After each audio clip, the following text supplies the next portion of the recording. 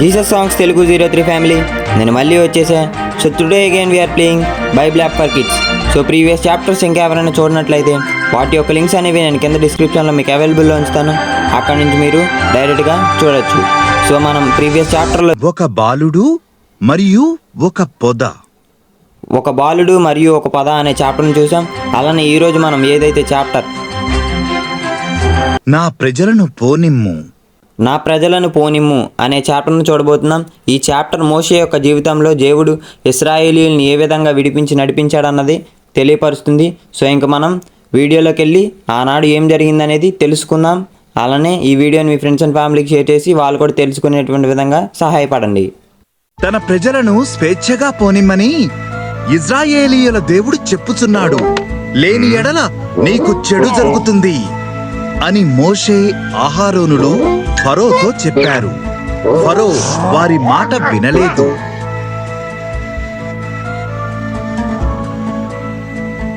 దేవుడు ఐగుప్తులోని నీళ్లను రక్తంగా మార్చేశాడు.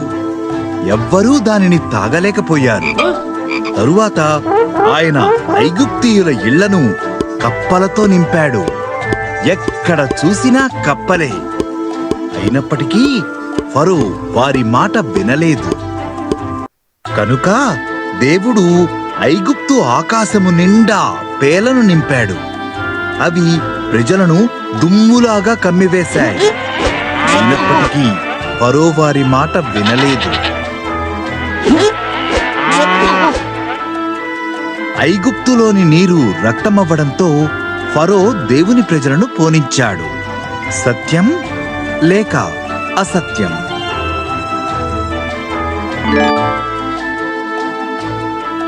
కనుక ఫరో అవిధేయత వలన దేవుడు ఐగుప్తులోని జంతువులను చంపేశాడు.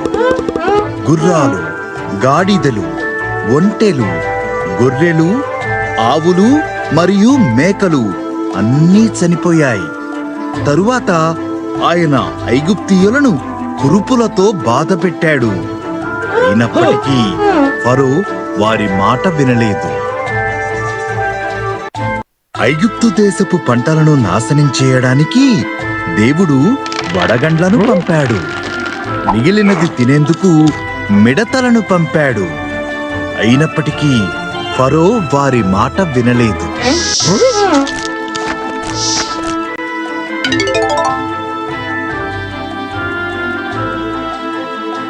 అప్పుడు దేవుడు ఆ ప్రదేశమంతా చీకటిని పంపాడు.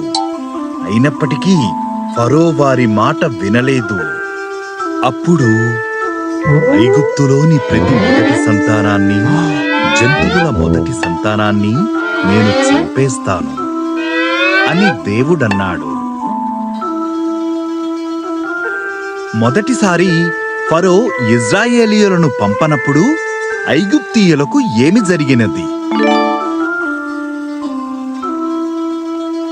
నా ప్రజలు ఒక గొర్రెపిల్లను చంపి తిని దాని రక్తాన్ని వారి ద్వారబంధములకు పూయాలి.